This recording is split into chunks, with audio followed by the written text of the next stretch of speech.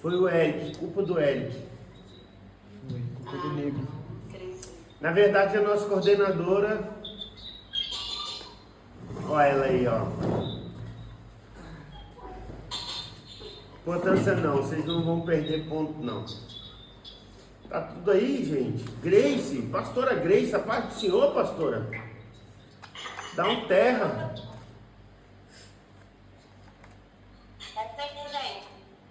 Paz. Vamos orar então? Vamos dar início à nossa aula?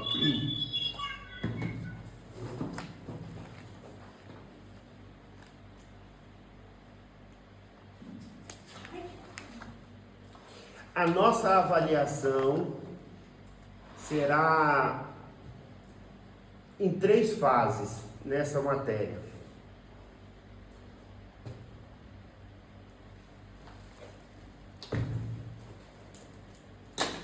Amém? Ô, presbítero Vasco, Pai do Senhor. O senhor, pastor.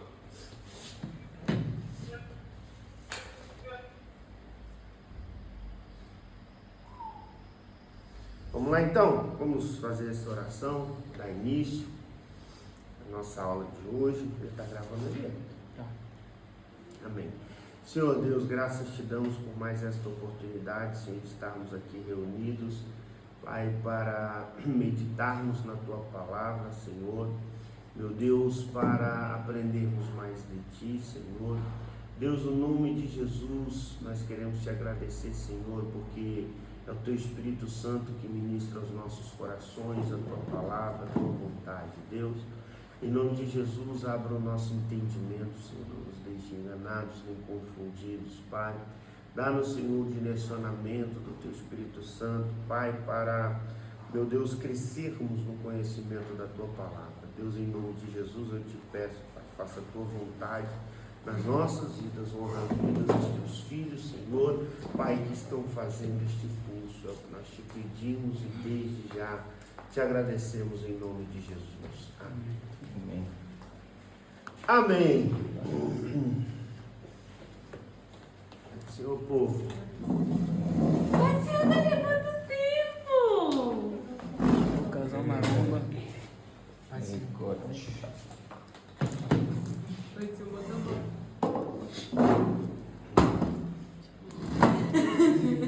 Eu chamo de motomão.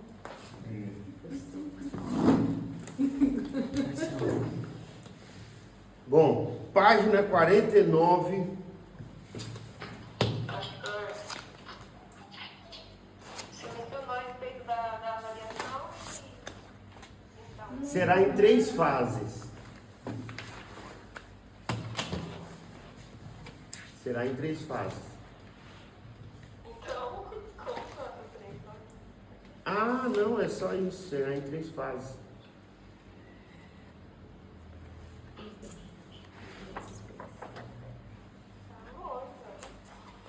Será feito. Será em 3 fases a nossa avaliação. Tá bom? Amém? Pastor, não pode falar quais são as fases, não? A primeira, a segunda e a terceira. Obrigada, pastor. Hoje a gente não pode falar muito não, que a nossa coordenadora está vigiando aí, ó, ela aí, ó, infiltrada. Mostra a cara aí, Ana.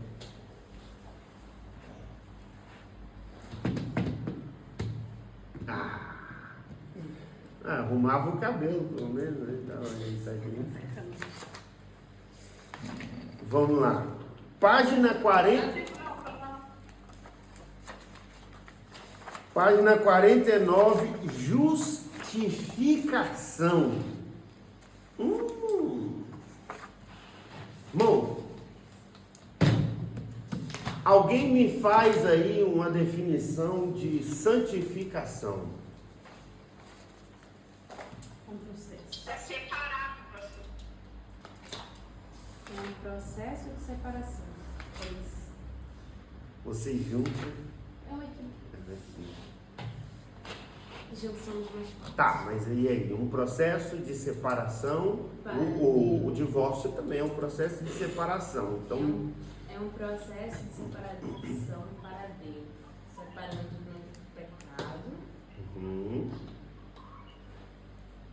Purificação. Nos purificando do pecado, melhor dizendo.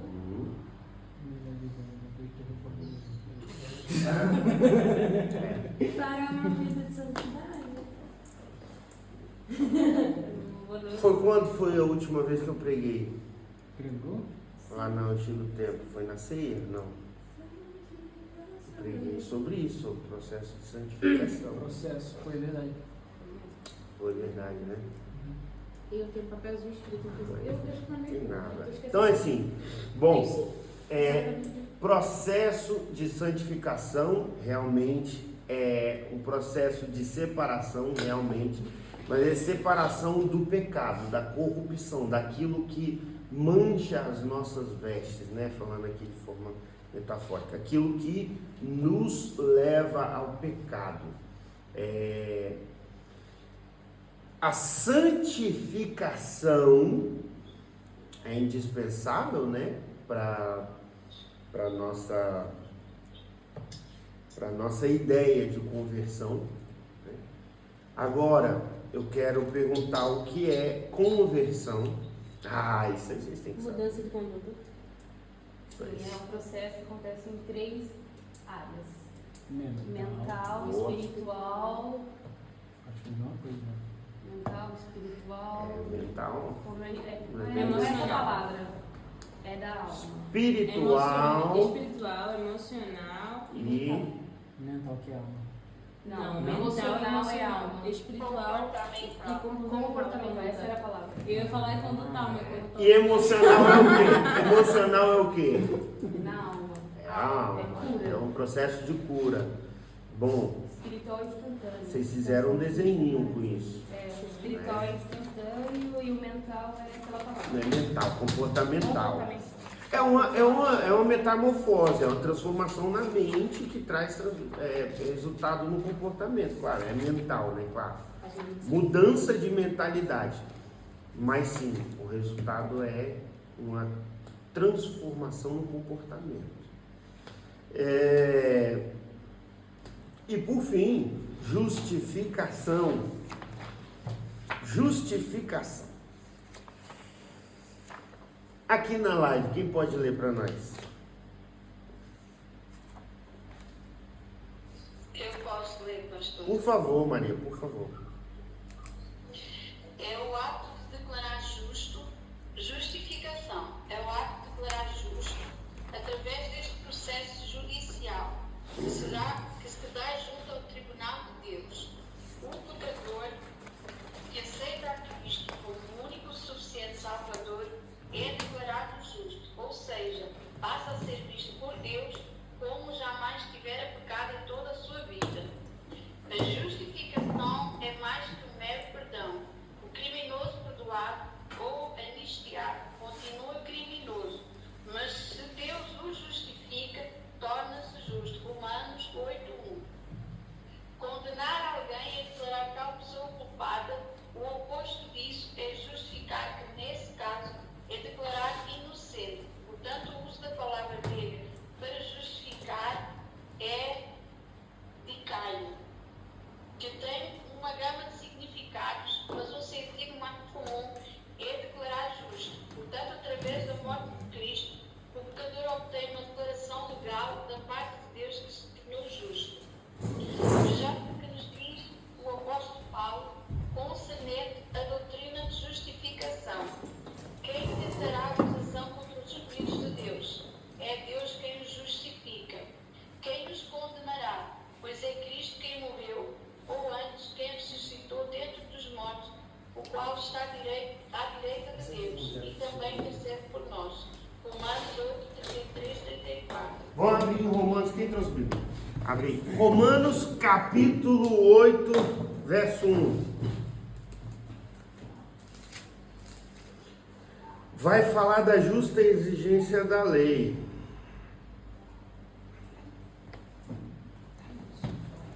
Portanto, agora nenhuma condenação há para os que estão em Cristo Jesus, que não andam segundo a carne, mas segundo o Espírito. Quem quer ler?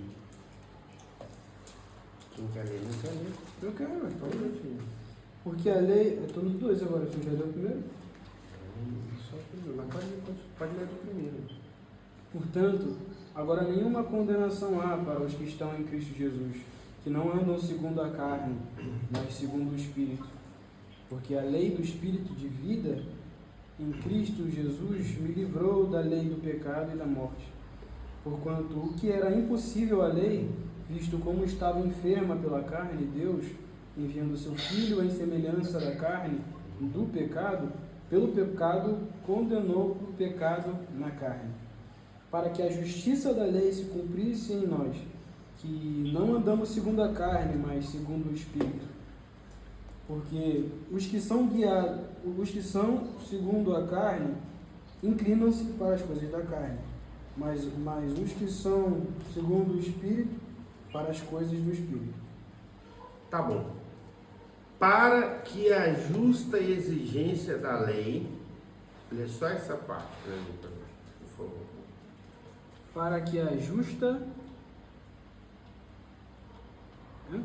a justiça da lei se cumprisse em nós, que não andamos segundo a carne, mas segundo o Espírito. Beleza, então qual é a justa exigência da lei? Em algumas versões, na dele é justiça da lei, né?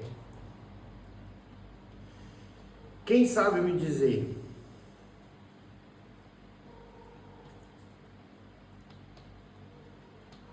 Gente, tenta, pelo menos chuta. Que o salário do pecado é a morte. Boa. Não, mas não é isso. A justa exigência da lei. Não, pode chutar, gente. É Porque assim, uma... todo mundo é pecador. Para cumprir a palavra da lei, Sim. o homem tem que ser perdoado. O Uhum. pecado tem que ser justificado por Jesus. Para cumprir um plano, para Uhum. cumprir a lei da justiça, no caso, Jesus morreu. É isso.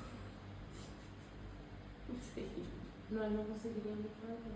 Alguém tem que Porque fazer. por nós não consegue cumprir. Isso que é uma justiça. Porque Ou seja, a lei não é injusta, ela é justa. Ela é justa e exigente, é a lei. Tá, então vamos lá. Mais alguém quer falar? Hebreus 9, 22.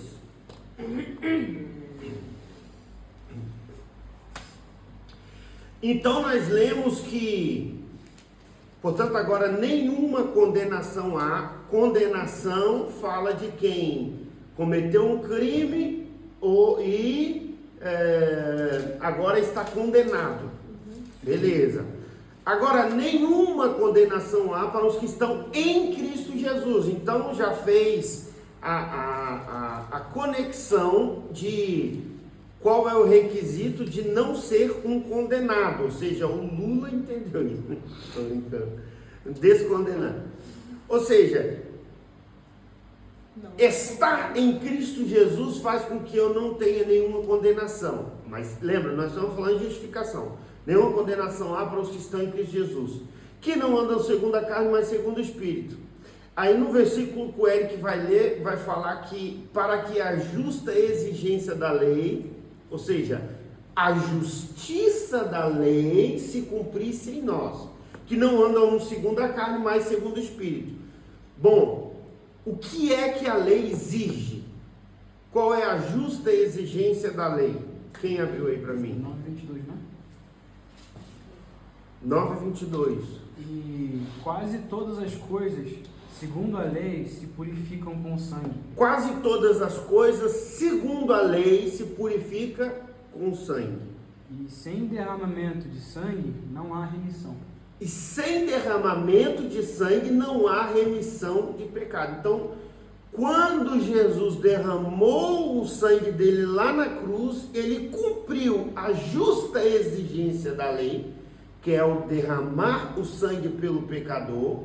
E aí nós fomos justificados pelo sangue de Jesus, mas falou-se em um tribunal. Certo? Certo. Falou-se em um tribunal. Então vamos lá. Quem puder abrir para mim, João, 1 João, capítulo 2. Para ficar mais completinho, vamos ler a partir do verso 1. Capítulo 2.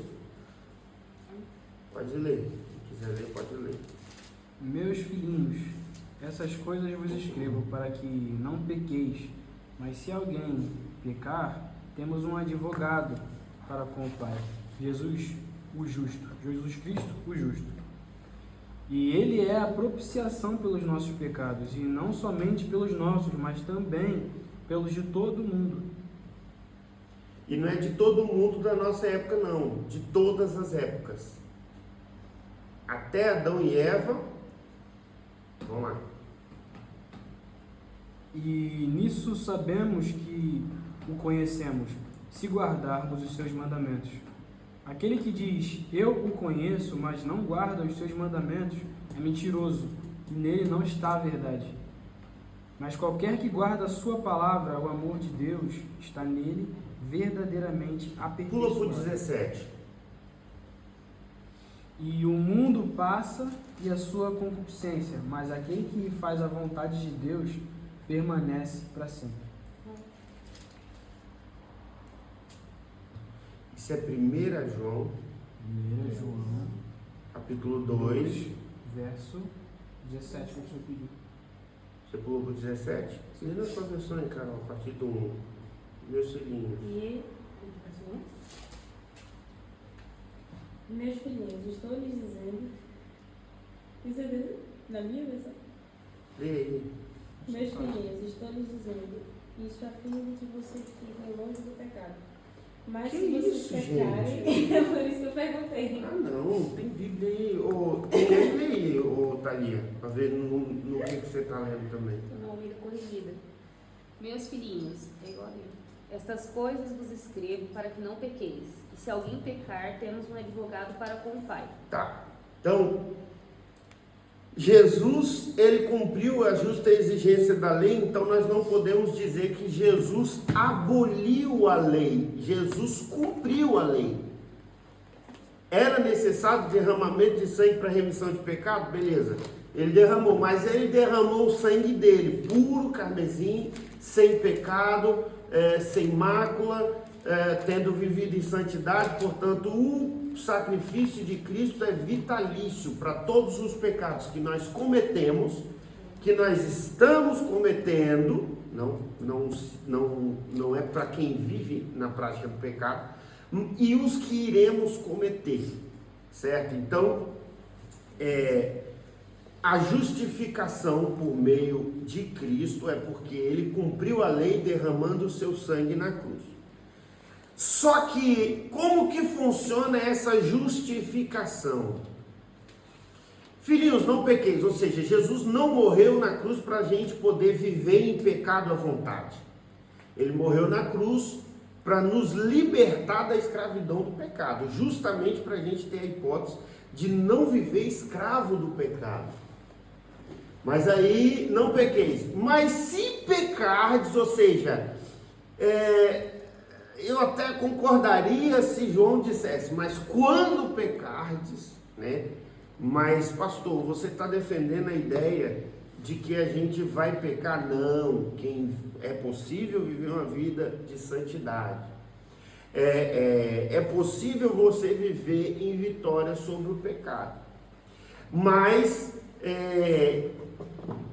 não viva pensando que você é impecável. Por quê? Porque você pode cauterizar a sua mente e pecar achando que não é pecado. Então, eu sou sim sujeito ao pecado. Eu tenho que vencer ele todos os dias. Agora, é possível? Com a força do Espírito Santo. Agora, se pecardes, tendes um advogado junto ao Pai. Vamos lá, ver como é que funciona isso. Beleza. Deus é Deus. Está lá sentado no seu trono inacessível de glória. Aí tem um acusador. Quem vai te acusar, né? Vai pegar nos seus pecados e te acusar perante Deus, querendo usar a legalidade para destruir a sua vida.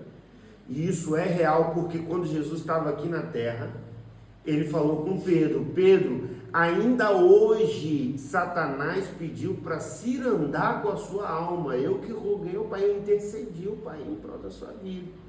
Então, ele pega nas nossas falhas e vai diante de Deus nos acusar.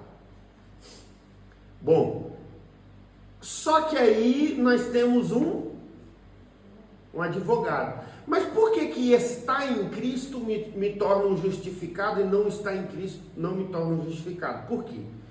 Porque ele vai acusar a Thalia perante Deus. Aí chega lá, realmente, é indiscutível que a Thalia, ela tem essa culpa, essa cláusula de culpa, né? Essa condenação sobre ela. Aí Jesus vai pegar e vai falar: mas eu paguei o preço.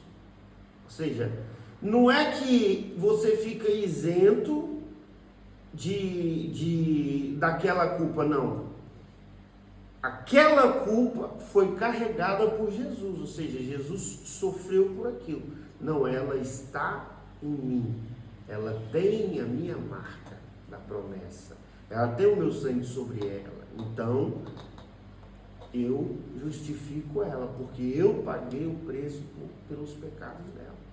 Então, a justificação não é mérito nosso. A santificação é, entre aspas, mérito nosso. Por quê? Porque nós precisamos, entre aspas, porque nós precisamos do Espírito Santo para nos ajudar a viver em vitória sobre o pecado. Mas não é mérito nosso a justificação, porque a justificação é feita unicamente algo que Jesus pagou o preço, e é Ele que nos justifica, certo? Estamos a falar da justificação do pecado, bem? Não estamos falando de agir com justiça, não estamos falando nada disso. Eu vou ser injusto com as pessoas, não é nada disso. Estou falando de justificação de pecado, bem? Amém? Meu Deus, entrou aqui Olivia Ribeiro. Amém. Felipe. Samuel. Pai do Senhor, Samuel. Keila mãe. Entre aspas, a santificação é um mérito nosso. Porque assim, você precisa do agente santificador, que é o Espírito Santo. Só que você tem que fazer esforço. A santificação, você tem que querer e fazer um esforço para se abster. O Espírito Santo é que vai te dar a força. Não tenho força. Beleza, o Espírito Santo vai te fortalecer, por isso que é entre aspas. Só que sim, é vontade sua e você que tem que buscar a santificação. A Bíblia diz, buscai a paz e a seguir, né? A paz e a santificação, sem a qual ninguém verá a Deus. Só que em outro texto vai dizer que o mesmo Deus de paz vos santifique em tudo, em todo o vosso corpo, alma e espírito. Então assim, a santificação, ela não é totalmente um mérito do homem, mas é sim, em certa parte, uma responsabilidade do homem. Já a justificação não tem esse meio termo, é só Jesus. Não tem nada que nós pudéssemos fazer para nos justificar, entendeu? Agora a santificação sim, há o que nós podemos fazer para nos santificar. Por isso é entre aspas. Amém, obrigado. Pode falar. Uma pergunta. Você mencionou que a justificação seria para todos os tempos, inclusive para justamente isso, né? Adão, Eva. Como que fica essas pessoas que morreram antes de Cristo em relação a quesito de salvação? é assim, no antigo, eles eram justificados pela fé do Messias que viria. Ou seja, no velho, o Messias prometido, no novo, o Messias revelado. Ou seja, é fé. Desde Adão e Eva é pela fé, né? Pela fé, aliás, pela graça sois salvos mediante a fé. Então, nós vemos em Hebreus a galeria dos heróis da fé. Você vê Abraão, você vê todos eles lá, e foi por meio da fé que eles fizeram tudo que fizeram e que andaram com Deus e etc e tal. Só que no Velho Testamento era a sombra das coisas que viriam. Por exemplo, quando aquele cordeiro foi imolado lá na altura da Páscoa para o povo do Egito, tal, não era Jesus, mas simbolizava Jesus, ou seja, era a sombra. Ele viria depois. A Bíblia diz que no Velho Testamento os animais não tinham poder de lavar os pecados como o sangue de Jesus. Ele encobria os pecados. É tipo você varrer para baixo do tapete. Então aquelas pessoas morreram todas sem salvação, não tiravam os pecados, só encobria. Não, aquilo era a sombra daquilo que viria. Quando Jesus veio, justificou eles, porque eles mantiveram a fé em Deus. E é por meio da fé, né? Então é assim, eles não tinham, era o conhecimento que nós temos hoje da pessoa de Jesus Cristo. Eles não tinham, eles tinham que ter fé em Deus, né? Tinham que conhecer a Deus através do relacionamento. E naquela altura Jesus era o verbo que na criação estava com Deus e era Deus, e todas as coisas foram feitas por meio dele, e sem ele nada do que foi feito se fez, mas ele já era o Messias prometido. Se você for ver os profetas messiânicos, eles falavam muito do Messias prometido. Isaías, né? Muitos profetas, eles vão falar do Messias prometido. E a fé em Deus, ponto, é pela fé. Agora, no antigo, era o Messias prometido. No novo, é o Messias revelado. Entendeu? Então por mais que eles não tivessem o conhecimento pleno da pessoa de Jesus Cristo como nós temos hoje, eles foram justificados pela fé e o sangue de Jesus regenerou eles lá.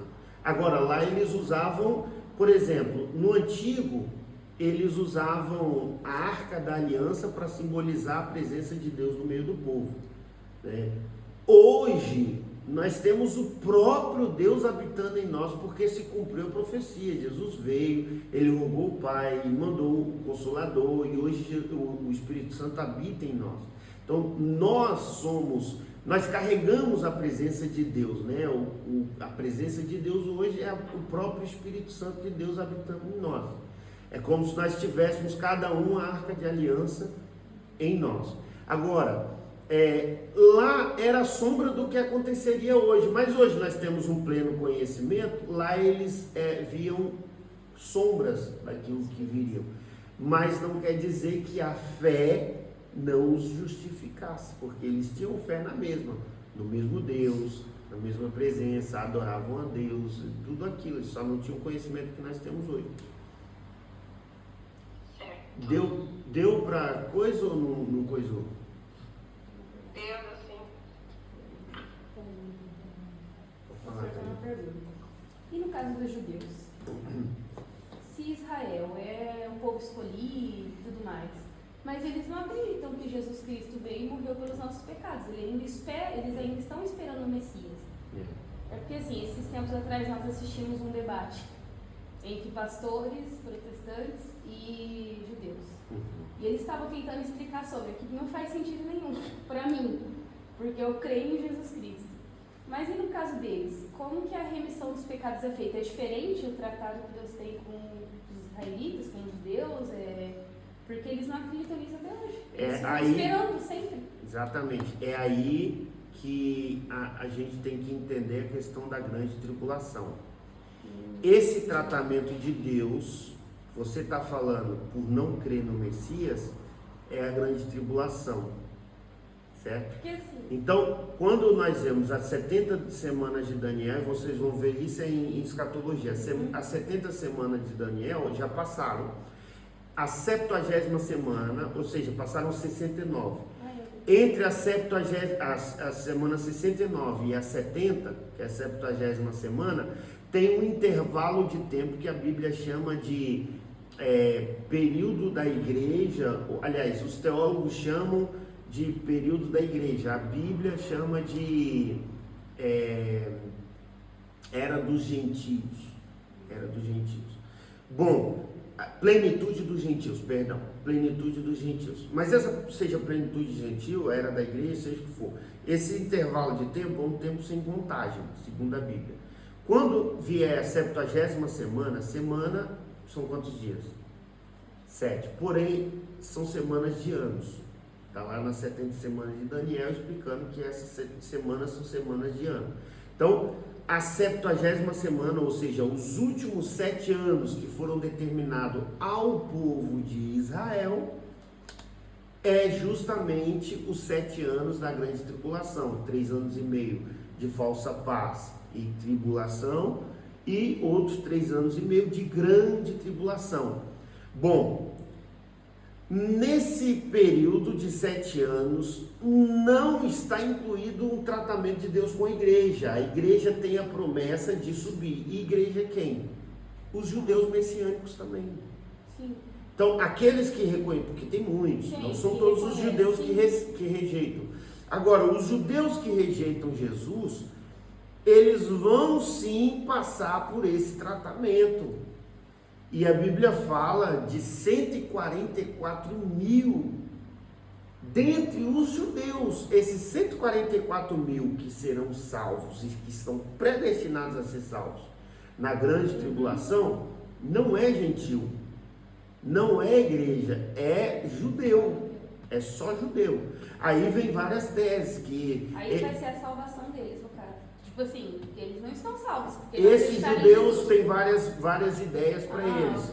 Alguns teólogos afirmam que eles vão ficar porque Deus quer que eles preguem o evangelho de Jesus na grande tribulação. Depois outros dizem que não, que é as 2 testemunhas, que isso, que aquilo. Bom, independentemente, eles são judeus.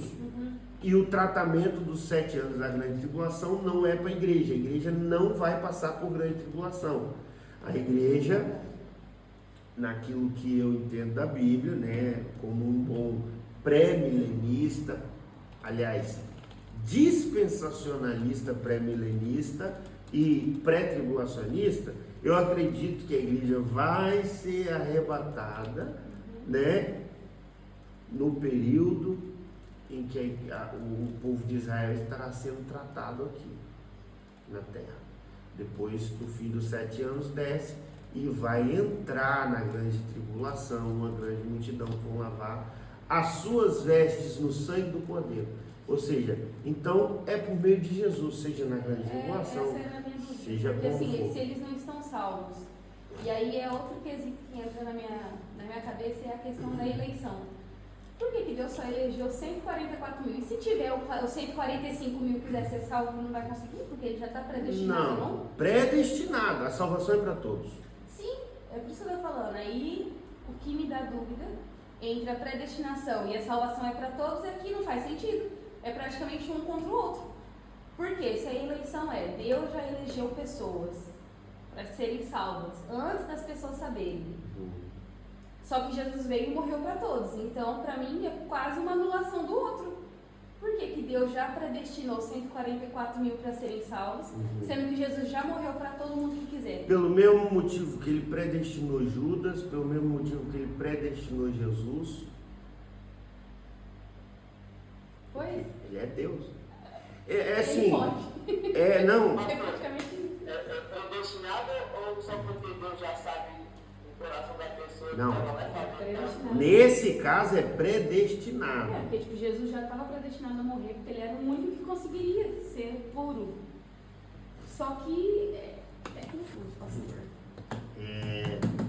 Na Não quer dizer verdade, que eu creio nisso. na verdade, Não na precisa verdade falar mas é assim, há uma dificuldade de conjugar depende de anular o outro, né? a soberania de Deus não anula o livre-arbítrio, ou seja, não é porque alguns são predestinados que os outros não podem decidir também serem salvos. Mas se os judeus já são, só os 144 mil já são predestinados a salvar, isso significa que eles não creem em Jesus por isso?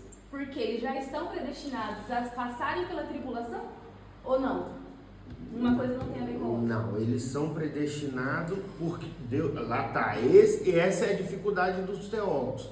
É explicar por que Deus predestinou 144 mil para a salvação no período da grande tribulação. Por quê? Uns dizem que são já homens que mantiveram a sua santidade e são salvos, mas ao invés de subir no arrebatamento, Deus vai deixá-los aqui para pregar, certo? Porque o tratamento é com quem? Com os judeus, não é? Então, qual é a credibilidade de um gentil pregar para um judeu? Agora, se um judeu ficar aqui e pregar para outro judeu, ele vai acreditar. Agora, está predestinado para a salvação em que sentido? Eles serão guardados durante a grande tribulação, porque Deus tem um propósito com eles. Vou dar um exemplo. Jonas, ele foi ser um profeta,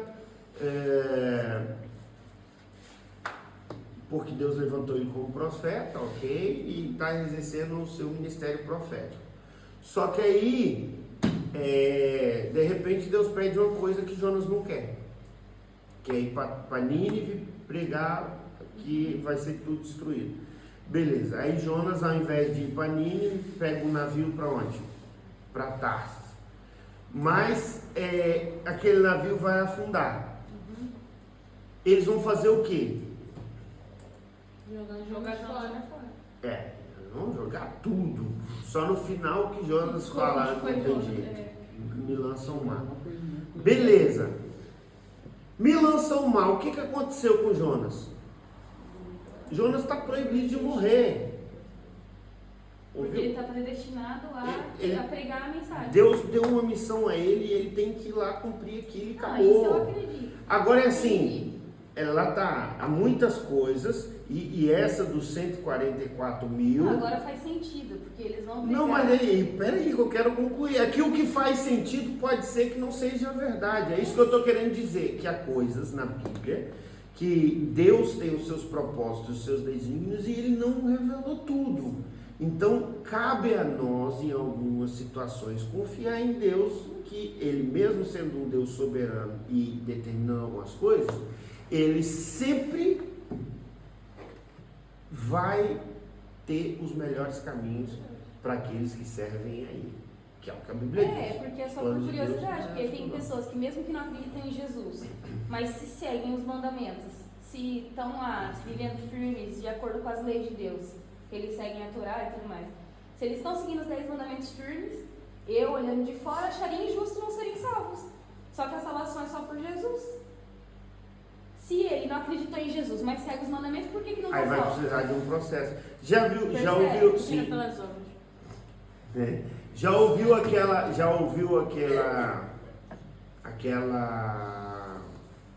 pessoa que a família ora e nunca vai, não sei o que, e de repente sofre um acidente, alguma coisa assim, aí aceita Jesus e morre. Na minha família tem um monte. Não, é só por curiosidade, porque eu acho algo muito curioso que eles vivem e tudo mais, e graças a Deus que eu não sou judia, que eu posso acreditar em Jesus e viver uma vida plena. Sim. Agora, eu acredito que para cada missão e para cada coisa que Deus chama cada pessoa, existe recompensas da parte de Deus, não sei. A gente é completamente cegos relativamente à eternidade. Não tem como a mente material, limitada, terreno, sondar o que é eterno, ilimitado, não dá. Agora, o que a gente aprende é para que a gente possa aqui ter uma fé sadia. Nessa questão aí, não tem clareza teológica para dizer o porquê de Deus ter predestinado. Agora, negar que eles foram predestinados é antibíblico. Mesma coisa de Jesus foi predestinado e por Deus, e Jesus orando no Getsemane falou: Senhor, se for possível, passa de mim esse cálice, mas todavia seja feita a sua vontade. Ou seja, era a vontade de Deus, uma missão dada por Deus, e ele veio cumprir aquela missão. É isso que o testemunho de Jeová acredita, né? Eles acreditam, não acreditam em Jesus Cristo, que só vão ser salvos 144 mil, mas... Tá, mas eles Eu embolam acho que tudo. Você pergunta, você é judeu, né? Porque eles têm uma explicação lá escrita. que não vai acabar a terra e que... todo mundo vai ser purificado e vai viver na terra, mas vai ficar só 144 mil pessoas na terra. Sim. E o que eles estão fazendo, velho? Puro, se purificando. Milhões. É a sorte de alguém da família Mas ficar eles aí. não sabem muito bem fazer É cálculo. esquisita. Tá, mas esse 144 Entendi, mil pastor. não tem a ver com arrebatamento, tem a ver com a grande tribulação. Agora são profetas que Deus vai levantar dentre o povo judeu para pregar durante a grande tribulação? Pode ser. E se for, eu acho bem, faz sentido na minha cabeça. É isso que eu tô falando. Porque Agora faz sentido, já que eles mantiveram até o fim, aí lá eles vão perder Vão a conseguir salvação? ter a força de Deus, Não, exatamente, então pra Deus permanecer predestina, aqui. não, já que vocês vão cumprir uma Isso faz missão, sentido. a Não, minha recompensa em dúvida, vocês. pastor, foi porque se quem veio antes foi pela sombra e foi salvo, pela sombra do Messias, e quem veio depois foi pelo sangue do Messias, o Messias revelado, e eles que não acreditam que o Messias veio ainda, como vão ser salvos? É a minha preocupação. Tá, mas não fala que esses 144 mil é de judeus que não acreditam. Não, eu sei, eu só falei dos judeus no geral, a minha Sim. dúvida era só por isso. Porque eu sei que tem os que acreditam em Jesus também. Mas obrigada. Eu sou predestinado a ir pro céu. Até sair ali. Posso começar a pecar da porta para fora e ser predestinado a ir pro inferno. Então a gente faz uma confusão muito grande e algumas pessoas tentam negar a predestinação, igual o calvinismo. Mas não tem como. Tentam ridicularizar o calvinismo quando na verdade João Calvino foi um teólogo reformador espetacular. Agora é assim, tem que saber o que está na Bíblia e o que não está, né? Armínios veio e fez algumas observações relevantes. Não, tem muita coisa aqui boa, mas essa aqui não pode generalizar, né? Essa predestinação de qualquer um pode viver em pecado até morrer, que se Deus decidiu que vai para o céu, vai para o céu. E quem viveu em santidade a vida inteira, mas Deus não decidiu que vai para o... Isso aí vai confrontar tudo que há no caráter de Deus, de justiça, de bondade, de tudo. Pastor Isabel. Achei interessante aí no exemplo que o senhor deu de Jonas. O senhor usou a expressão Jonas estava impedido de morrer.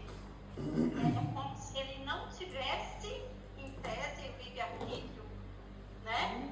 E aí sobrepõe a soberania de Deus. Então, acho que nós temos sim o livre-arbítrio, o homem tem, mas a soberania do Senhor ela prevalece sobre tudo e sobre todos. Na verdade, um invalida o outro. Sim. Jonas quis correr para Tarso, mas a soberania de Deus permaneceu, ele ia pregar em mim. É isso mesmo, pastora. É Ele boa. não. E é assim, lá tá, isso é mais uma das coisas que a nossa mente tem dificuldade de aceitar, né?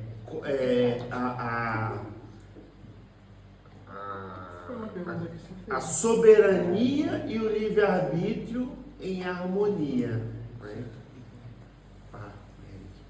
Ele ia falar, só que o senhor falou antes dele e era Você terminou, pastor Isabel? Ela falou e saiu da live? Sim, não estou aqui. Amém. Foi só mesmo para pontuar, porque eu É legal, acho que né? essa expressão é como se eles tivessem impedido de morrer, né? Ou seja, ele tem que cumprir um propósito, porque acima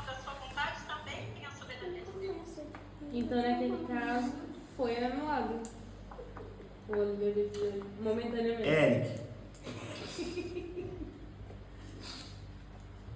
Não, foi uma pergunta que o senhor fez para Samara na última aula. O senhor tinha falado sobre. Tinha perguntado para uma pessoa sobre livre-arbítrio e para outra pessoa sobre a soberania de Deus. Aí depois o senhor falou como é que. Elas como é que- coexistem. Como é que elas coexistem? O senhor tinha falado isso. Lembra dessa pergunta? Foi no final da aula sobre isso. Sim, a soberania de Deus não invalida o livre-arbítrio e o livre-arbítrio não invalida a soberania de Deus. O que nós não podemos é pegar exceções e definir regras. O que é a regra geral? A regra geral é que o ser humano ele tem um livre-arbítrio para decidir se quer ir para o céu ou para o inferno. Agora, eu decidi estar na presença de Deus, cumprir as vontades de Deus, andar nos caminhos de Deus, beleza. Eu vou seguir a vontade soberana de Deus, então tem que ser do jeito que Deus quer, não é do meu jeito, né? Quer dizer, Judas, ele era um profeta e ele não queria desobedecer a Deus. Agora, sei lá, ele tinha medo, ele tinha receio, não sei o que passou com Judas, Jonas. Eu não sei o que passou com Jonas. Agora sim, a gente tem que entender que Jonas é uma exceção. E Jesus, é outra exceção. Jesus morreu pela humanidade. Eu não estou aqui para morrer pela humanidade. Né? E Judas? Eu também não estou aqui para negar Jesus. Eu não estou aqui para atrair Jesus. Quer dizer, é outra exceção. Agora, no caso de Judas, no caso sim, mas no caso de Judas, eu não acredito que ele não tenha decidido o fim dele. O suicídio foi decisão dele. Ele podia se arrepender antes. Agora, sim, ele tinha que trair Jesus. E Jesus falou, ele chamou ele de amigo. Em momento nenhum Jesus ridicularizou Judas. Ele falou, vai, faz o que tens a fazer. Ele falou, tomando a ceia. Exatamente. Quando Judas veio, já tendo traído, pegado as moedas de prata, tudo feito, o que é que Jesus fala? Olha a rema, estão perdendo a rema. Nessa ilustraçãozinha que perde a rema. Quando ele, depois de ter traído, pegado as 30 moedas de prata, depois de estar tudo feito, ele só ia identificar quem era o Jesus através de um ósculo santo, que é um beijo no rosto. O que Jesus fala? Meu amigo. Judas não virou inimigo, Judas está fazendo Porque aquilo. Jesus não muda, ele é imutável. Pronto, mas ele ama, só que assim, não tinha perdão. Não tinha perdão para Judas. A questão é, ele não quis conviver com aquela amargura do arrependimento e não sei quem, não sei quantos. Nossa, mas é difícil também viver com a culpa de ter traído o cara que dizia ser o Messias. Você viu que ele era o Messias, você viveu com ele, você traiu ele, porque assim, pode ter sido um momento de fraqueza, ele foi avarento. Não, a Bíblia diz que Judas, ele era desde o princípio, já era desde o início. já. Foi, Ele era então, ladrão, ele tinha mau roubava, ele era tesoureiro. Ele era mau caráter. Judas aparece silencioso. Desliga a live aí, Felipe e Daniel.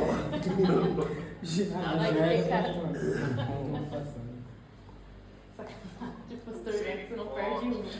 Olha, o Daniel tá aqui, mas o Felipe não tá. Graças a Deus. Ele entrou, falou, vou entrar pro pastor me ver, depois eu saio. Tá ali, o Felipe. Bom, Judas era o tesoureiro. Não, mas eu já fui tesoureiro. Graças a Deus nunca roubei nada. Nem os meninos prestam relatório todos os meses. Aí, gente, clareza e organização. Judas não tinha clareza, ele virava mensagem. Sim, ele tratava de tudo, ele metia a mão e fazia o que queria. Bom, a Bíblia diz que Judas, ele já é desde... Mas ainda assim, eu creio que tinha perdão e é provado em Pedro. Que Pedro negou 3 vezes. E Jesus falou que negaria. E ele desistiu. Só que ele não se matou. Ele largou, foi pescar Aí o que Jesus fez depois? Foi atrás dele. Pedro, Tu me amas? Pedro, tu me amas? Você começou Pedro, tu a me apacenta amas? minhas ovelhas. Terra. Vamos lá? Quem estava lendo?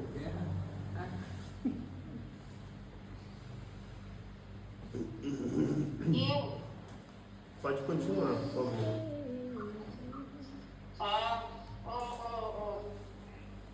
Quer que você não? Eu quero. Luana, Eu só achei massa porque eu todas essas ali, não é? peço perdão, pastor. Fica à vontade. Samanta Panela. Ah, não. Outra pessoa lê então. Lê, Caia. Esse. Não, a Luana termina.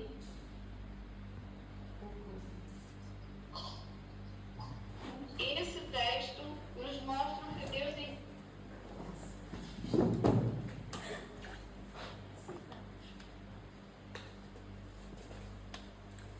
O mundo, será que foi só para nós? O mundo, será que Semana foi só passada para eu nós? assisti e ficou muito como o senhor do nada. Tive que sair da vídeo umas 3 vezes. Vou estar ali.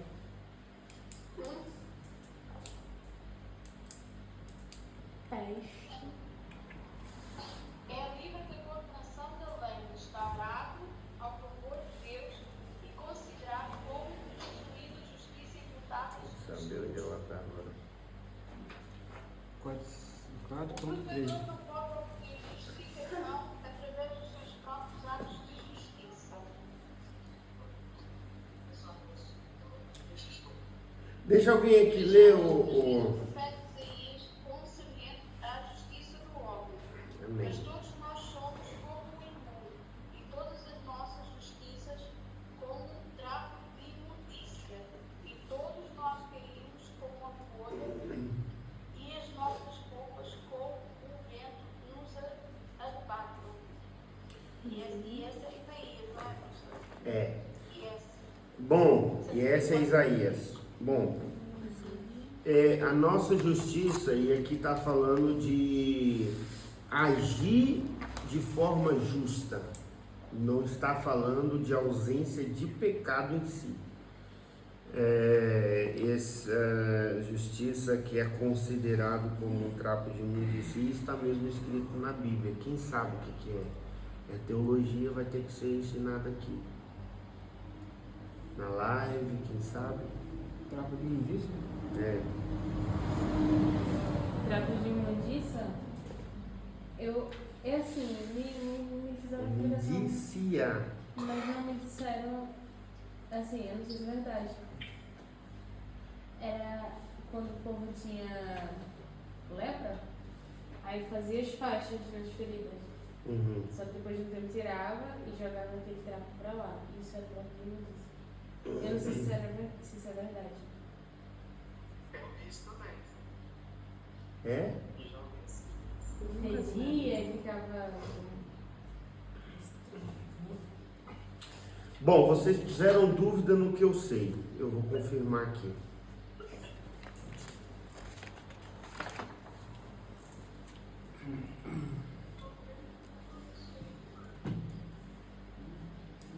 Coisa de internet.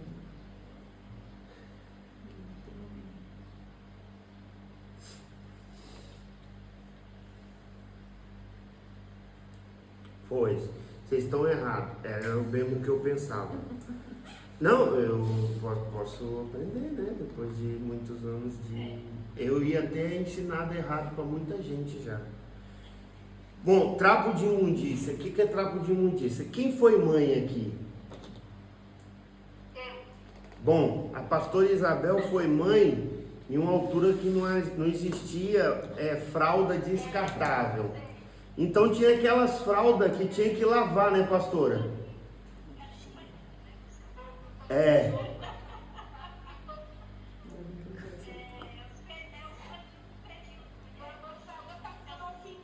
Nossa, Olha, tô dizendo que é panela do período. Eu falei, eu ia começar explicando pelo paninho da bosta do bebê, mas pronto. Só que a primeira vez que eu escutei, mas eu nunca pensei que Bom, isso fazia sentido. na altura não tinha penso higiênico para as mulheres, E no período as mulheres tinham que sair do arraial e ficar fora do arraial em um lugar específico, porque eram consideradas impuras. E a Bíblia até chama, segundo a cultura deles, imunda. E o homem não podia sequer encostar nela, que senão ele ficava imundo. Ou seja, nada tem a ver com lepra, tem a ver com a mulher que estava no período, e aquele pano que era utilizado para conter a hemorragia era considerado trapo de imundícia, certo? Então, a justiça do homem comparado à justiça de Deus é como um trapo de imundícia. Agora, vamos raciocinar uma coisa. Eu tenho capacidade de julgar se Deus está sendo justo ou não em alguma situação. Por exemplo, um exemplo que nós falamos aqui, né, hoje dos 144 mil. Bom, por que Deus predestinou aqueles 144 mil e não predestinou os outros todos então? Eu não sei. Agora, eu confio que seja como for, ele foi justo. E confio que seja como for, era o melhor que tinha a fazer.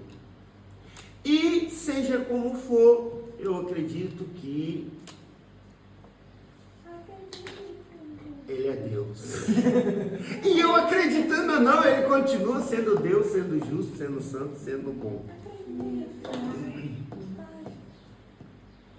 Bom, então nós dependemos de Deus. Por quê? Porque os nossos padrões de julgamento são influenciados pelas nossas convicções, pela nossa mentalidade. Se você for julgar alguém, mandar um advogado julgar, pede a opinião de um familiar, pega um criminoso que está sendo julgado, pede a opinião do familiar, pede a opinião de um júri, pede a opinião de um advogado, aliás, pede a do advogado de defesa, pede a opinião do advogado de acusação e a opinião do juiz. Cada um vai dar uma opinião. Agora pega de outro país que a lei é diferente. Acabou.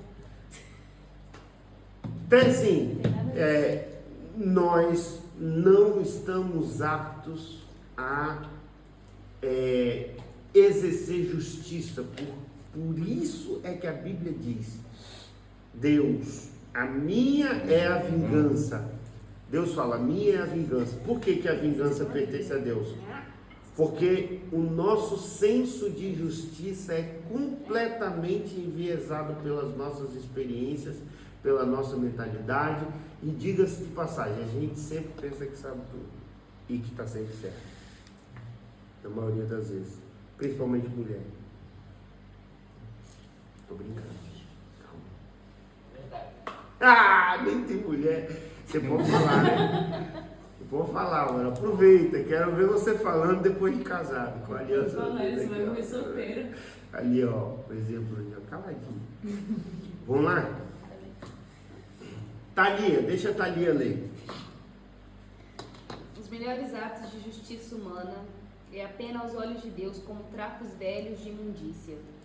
Portanto, o homem não pode justificar-se através dos seus méritos. Vejamos o que diz Jó 14:7. Quem do imundo tirará o puro? Ninguém. Desde o Éden, quando os nossos primeiros pais pecaram contra Deus, tentaram se auto-justificar através dos seus próprios méritos, fazendo aventais de folhas de figueira, que representam a própria justiça humana. Gênesis 3:7. Mas Deus viu a necessidade que o homem tinha de ser vestido, e através da morte de um animal, Deus fez túnicas de peles e os vestiu.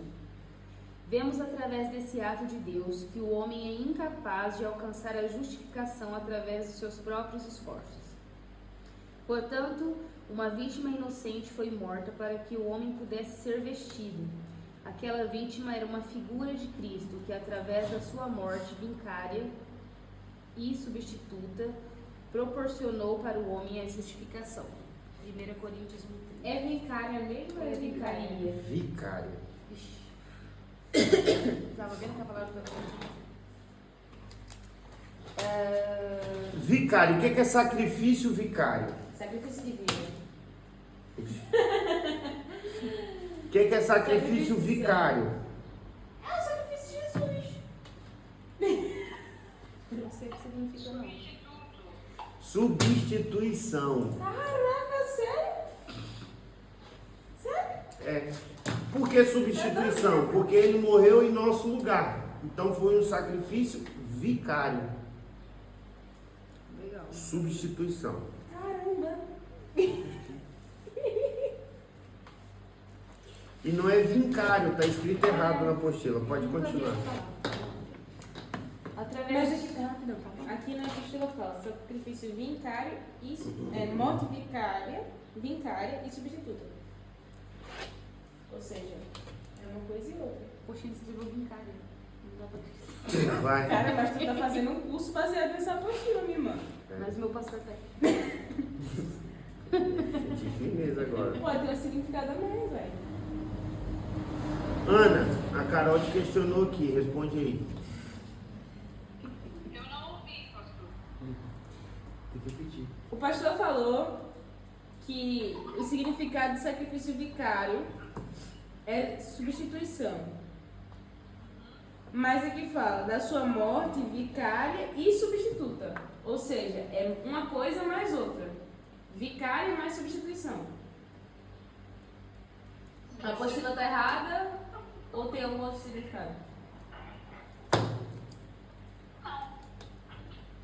É como se fosse uma confirmação do que ele acabou de falar. É. Ou de citar. Como, por exemplo, quando Jesus fala, em verdade vos digo. Tô certa, pastor? Não, é uma redundância mesmo que está no livro. É redundante. É um pleonasmo. Mas é assim, vicário definitivamente significa substituição. Pleonasmo. O que é pleonasmo? Figura de Pleonasmo. linguagem. Figura de caramba, eu sou burro. Vocês É uma mandam tão figura de rápido. linguagem que significa que está sendo repetitivo. Pleonasmo. Redundância. Pleonasmo. Pleonasmo. Pleonasmo. Entendi. Auxilia. Sacerdote que auxilia.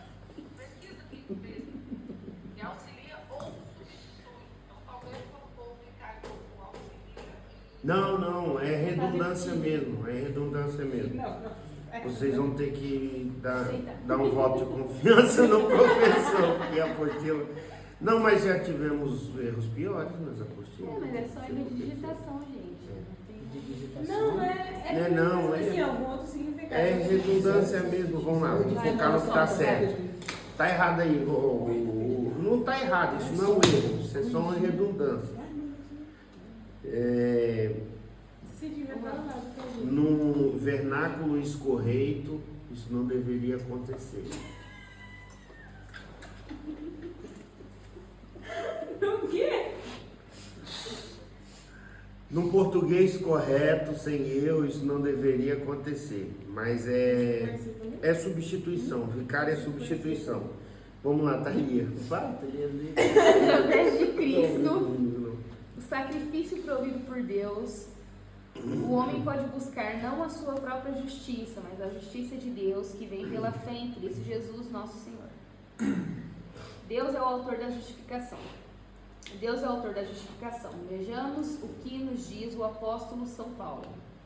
Sendo justificados gratuitamente pela sua graça, pela redenção que há em Cristo Jesus, ao qual Deus propôs para a propiciação pela fé no seu sangue, para demonstrar a sua justiça pela remissão dos pecados dantes cometidos, sob a paciência de Deus, para a demonstração da sua justiça neste tempo presente, para que seja justo e justificador daquele que tem fé em Jesus. O homem não tem nada a ver com a sua justificação, salvo para recebê-la através da fé que o Espírito Santo o habilita a exercer.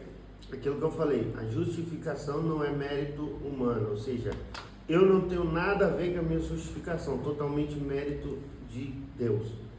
Agora a santificação já não, já tem os dois lados. É Deus que me mantém em santificação, me ajuda a santificar, me dá força para santificar, mas a decisão e a busca é minha. A Escritura declara: é Deus que justifica. Deus, como juiz de toda a terra, já cuidou de todas as acusações que poderiam ser feitas contra nós e já decretou a sentença favorável ao nosso respeito. Nenhuma condenação há para os que estão em Cristo Jesus. Romanos 8:1. Perto está o que me justifica. Quem contenderá comigo? Compareçamos juntamente. Quem é meu adversário? Chegue-se para mim. Isaías 58.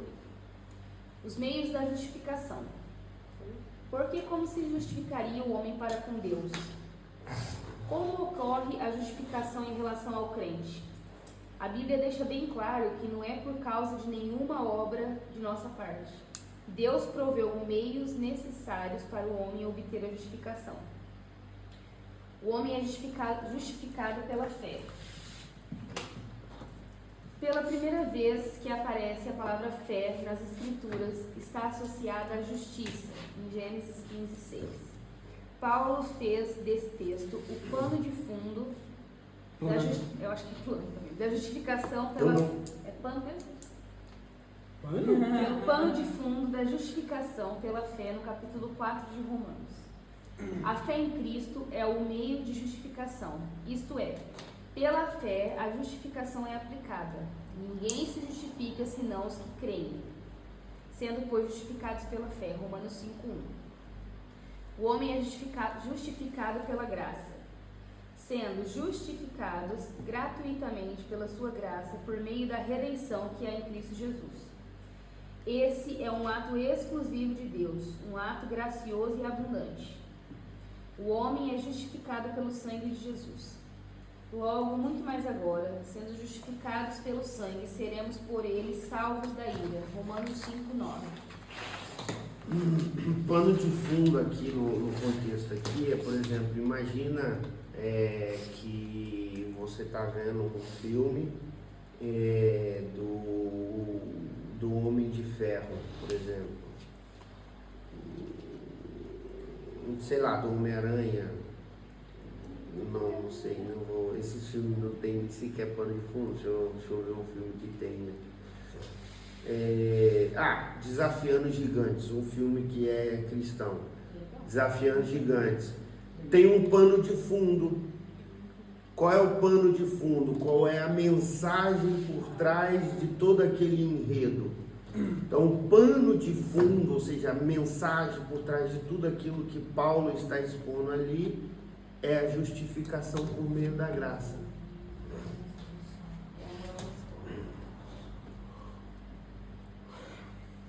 Moral da história.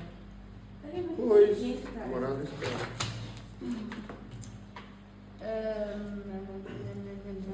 Eu parei de dizer aqui.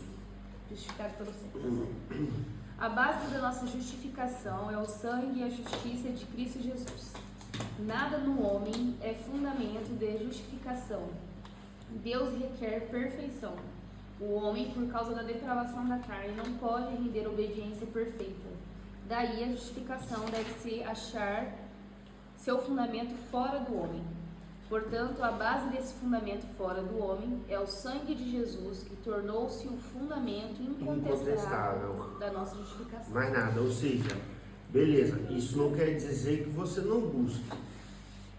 Eu não consigo, exemplo da santificação, eu não consigo ser santo, beleza.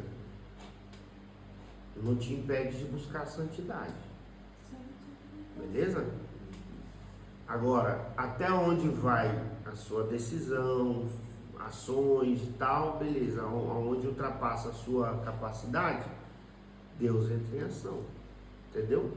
Aí ele te santifica, ele te fortalece, ele te justifica, ele te dá graça e assim por diante. Os benefícios da justificação. A justificação proporcionou aos cristãos inúmeros benefícios espirituais. Esses benefícios podem ser chamados de bênçãos que acompanham a justificação.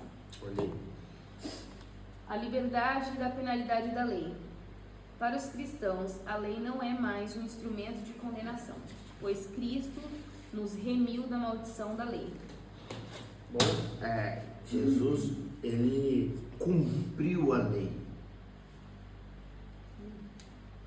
Assim como o sacrifício de Jesus foi vitalício, o cumprir a lei em Jesus também foi vitalício. A lei foi abolida. Não, cumprida. Procurando briga. Ela chegou, olhou assim com a cara de criança. Ela falou de propósito, ela sabia que... Ela virou assim. É porque muita gente fala isso, então. Só ler.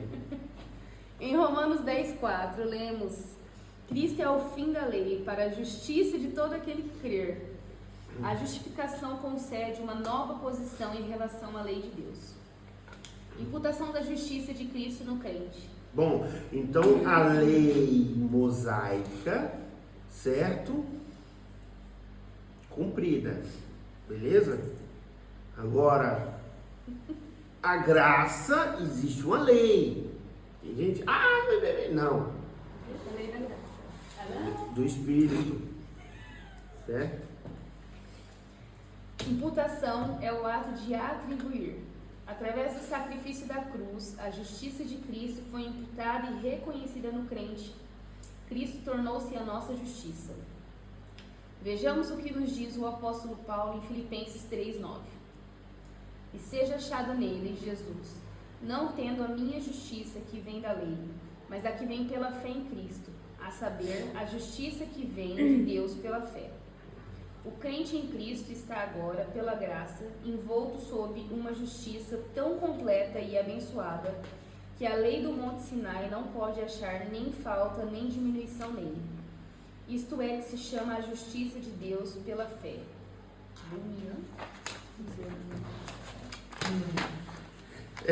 Então a justiça da lei, que era o derramamento de sangue, era cumprido através de animais que simbolizavam Jesus, né? O Messias prometido. E a justiça da lei que cumpre nós é o derramamento de sangue do próprio Messias revelado. Um novo relacionamento com Deus. Então Jesus aboliu a lei. Mediante a justificação, a parede separatória que nos distanciava de Deus foi abolida e, através desse ato, temos um novo relacionamento com Deus. Obtemos, através da justificação, paz com Deus. Essa paz é um estado de integridade, completude, saúde, prosperidade. Esse é o verdadeiro resultado de Shalom. Shalom, tem gente que vai dar a paz do Senhor e fala Shalom. Shalom não significa só paz. Shalom tem um significado bem amplo,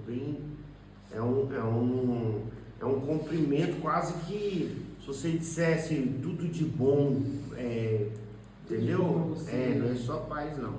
Mas é o hábito de... Ele. É tipo paz, tudo de bom pra todos. Quem falou aí? Foi o Felipe. Foi o Felipe? Foi nada, mentira, foi. Fiz a dúvida também, que eu ouço. Mas é uma dúvida. Foi sim ali, ó. Foi o Samuel ou o Felipe? Não fui eu. Não, perguntando se aqui é algo mais. Adonai significa meu Senhor ou meu mestre. Provavelmente o Shalom Adonai conjugado pode sugerir o cumprimentos do Senhor, o tudo de bom em Cristo, a paz, a graça, a bondade de Cristo, sei lá. Mas eu acho que é por isso que fala mesmo. Mas é o cumprimento dos judeus, Shalom Adonai. Eu sei que eles falam Shalom, o Adonai não sabia que eles falavam, mas eu achava que significava mesmo paz do Senhor, não sabia que tinha outro significado. Eu nunca nem parei pra pensar nisso, velho. Não é que não é a paz, significa Não, é que paz tem também, mais mas coisas, tem eu não sabia. Então, uma. legal. É uma paz do Senhor aprimorado, minha irmã. É uma apareceu gourmet. Fala aí, Felipe. Não, eu tava pensando aqui, e parece que é a paz do Senhor e do judeu quase, porque o Shalom também é paz. É o cumprimento deles. Quem já assistiu The Chosen tá ligado.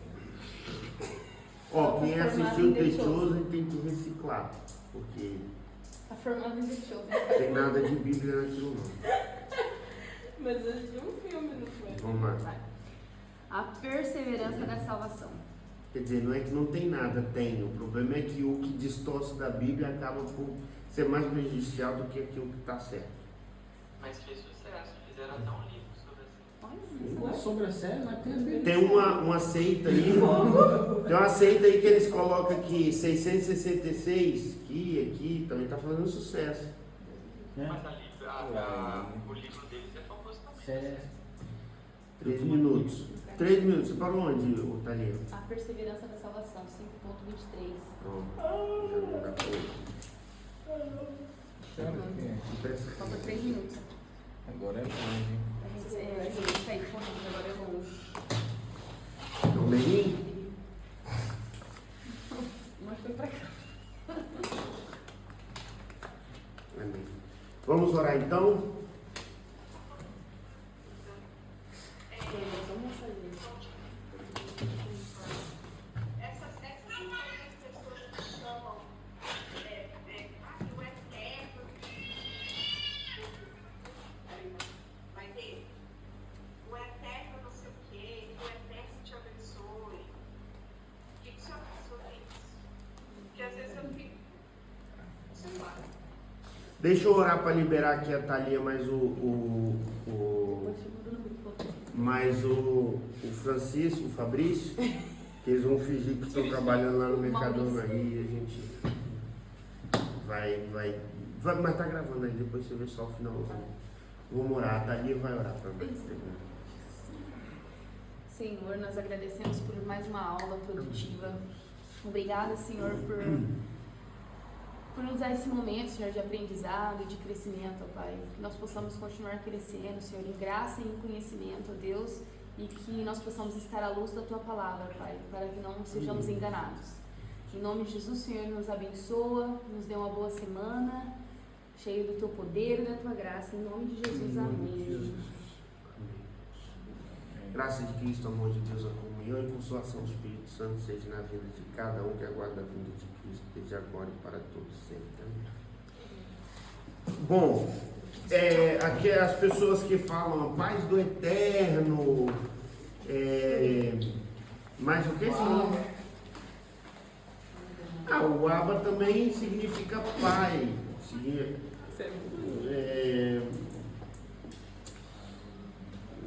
Quer dizer, a cultura cristã, principalmente no Brasil, aqui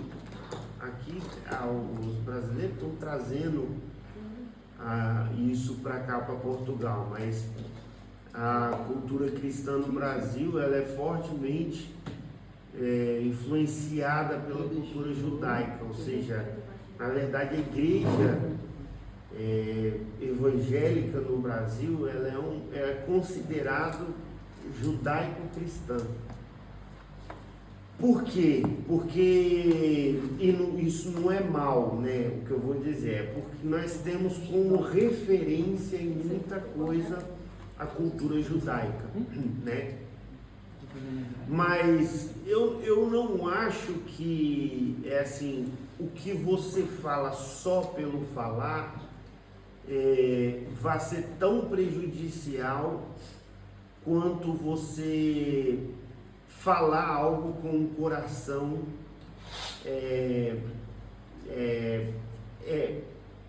fora do lugar, ou seja, deixa eu ver se eu consigo explicar, ou seja, eu não acho que seja tão prejudicial falar Shalom Adonai e que o Eterno te abençoe, que isso, que aquilo, do que se eu te der uma paz do Senhor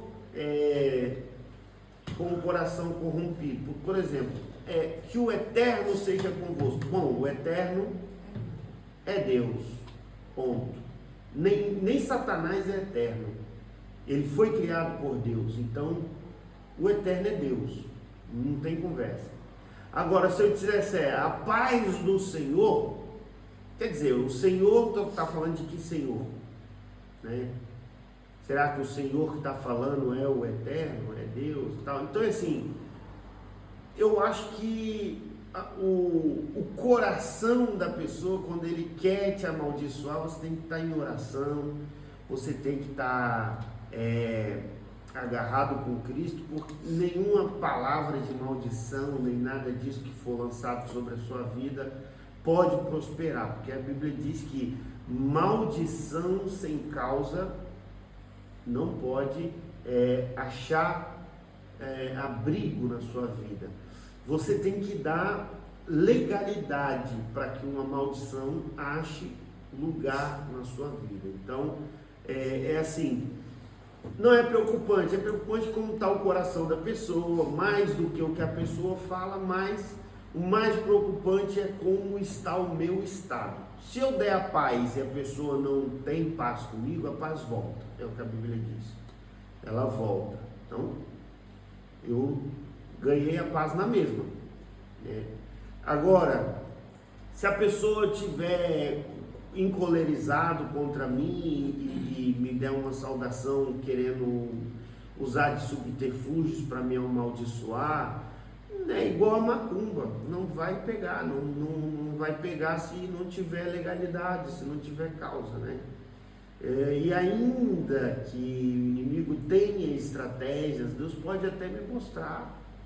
Se for necessário repreender, se for necessário alguma coisa assim, Deus mostra em sonho, em visão, revelação. Entendeu? Porque nós não estamos sozinhos nessa guerra. Agora, isso é mais moda, quem faz, muitas das vezes, faz mais para se aparecer do que por outro motivo, né? Quer se diferenciar, que o Eterno vos santifique, que o renascerá te enforfaio. Não é, às vezes é mais para ser mostrado que propriamente com algum significado. Mas ainda que seja, eu creio que maldição nenhuma acha lugar na nossa vida se a gente não tiver legalidade. Pode falar, Taylor.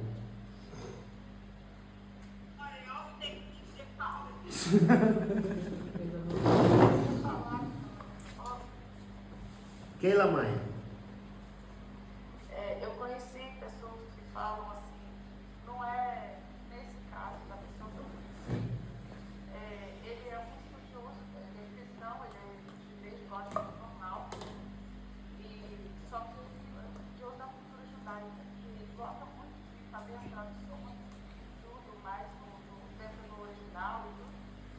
Então, como ele prega muito isso, ele fala, não é pecado você cometer de fogo, mas eu prefiro tirar e tal.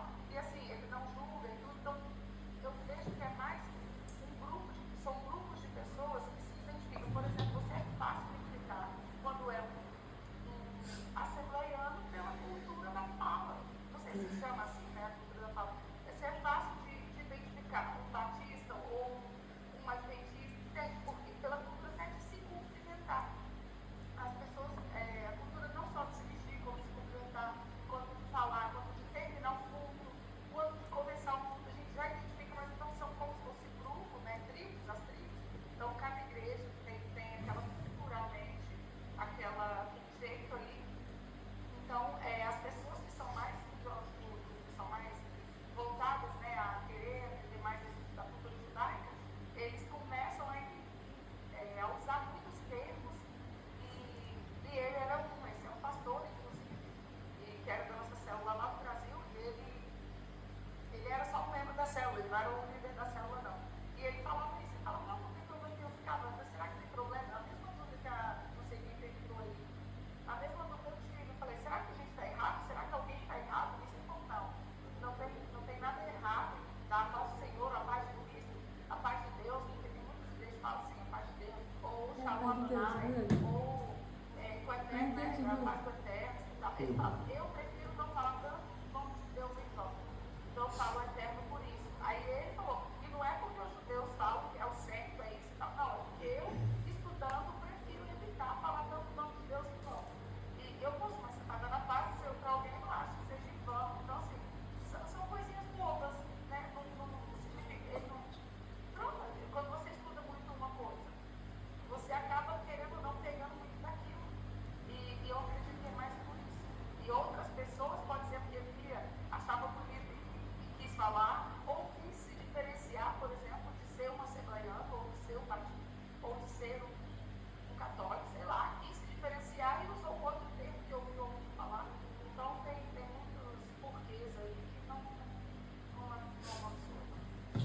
Sim,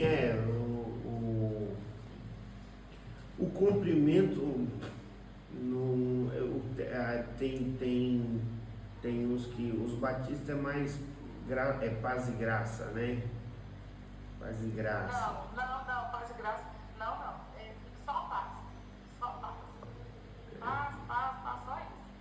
Quem é que fala? Mas é igual batista também, né?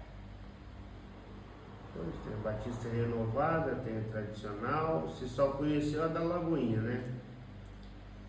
Da Lagoinha é quase uma assembleia. Convivi com outras, sim. Convivi com outras pessoas que falavam paz e graça, mas não era batista, era quadrangular e algumas coisas assim. Tem uns que falam paz e graça, tem outros que falam paz do Senhor Jesus, outros.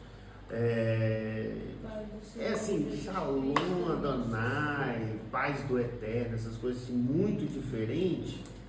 Não é muito normal, não. Depende, acho que é muito da pessoa mesmo, o contexto dela. Mas lá tá, tem muitos fatores que podem levar a pessoa. É uma questão de hábito, isso é um cumprimento. É uma questão de hábito. Eu acho que não é muito. Eu dou a paz do Senhor. É assim, quando eu estou assim, dependendo da situação, eu já percebi que eu dou a paz, né? Paz, varão, escrevendo, por exemplo, nem sempre eu dou a paz do Senhor Jesus Cristo. Na maioria das vezes eu me esforço para escrever a paz do Senhor Jesus Cristo, mas às vezes quer escrever rápido a paz e já mando, né? Mas é um cumprimento, não acho que seja complicado. Amém? Mais alguém tem alguma questão? Agora, que a nossa, principalmente no Brasil, que a cultura cristã tem sofrido ultimamente uma forte influência da cultura judaica, isso tem.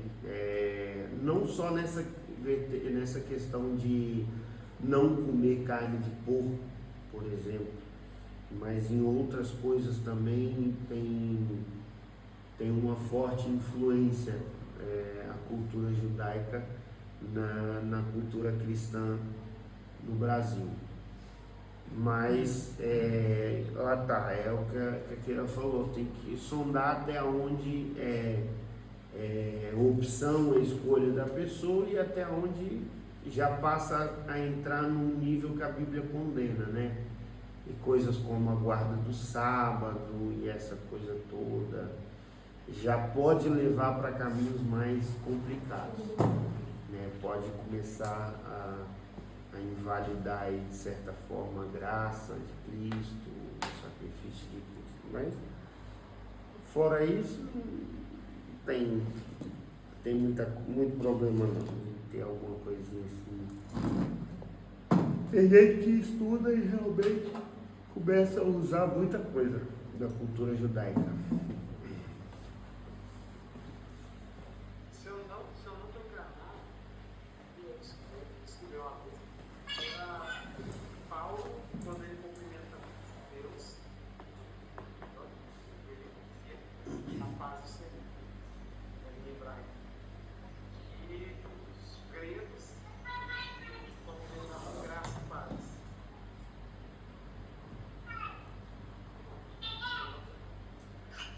É possível. E todos tinham paz na mesma. E todos tinham paz na mesma. Gente, alguém tem alguma questão?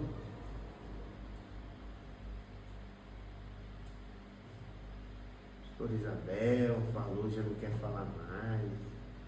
Keila, Samara esteve sempre ali. Nem lê, não leu hoje.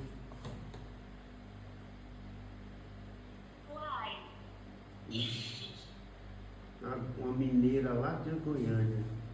Uai. Carla, Lívia, Grace. Bom, gente, então, amém. Não havendo questões, Deus abençoa a todos. Nosso próximo livro.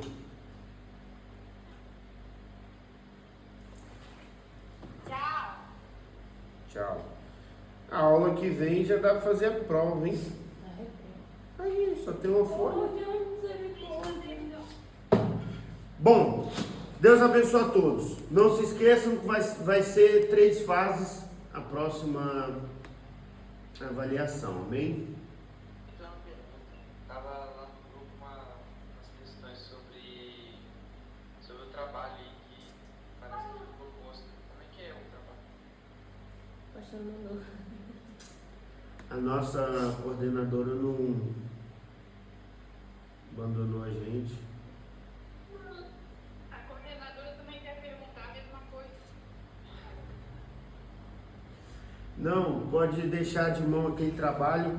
Eu esqueci de colocar no grupo e para falar a verdade, aquilo era sobre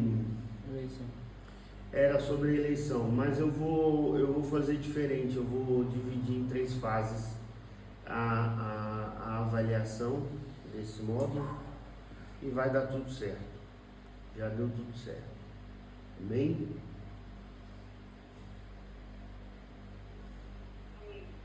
Amém. Glória a Deus. Amém. Amém. Gente, vamos com Deus. Deus abençoe a todos. Olha o Pedrinho. Shalom, Adonai. Shalom, Adonai. Que o Eterno vos edifique.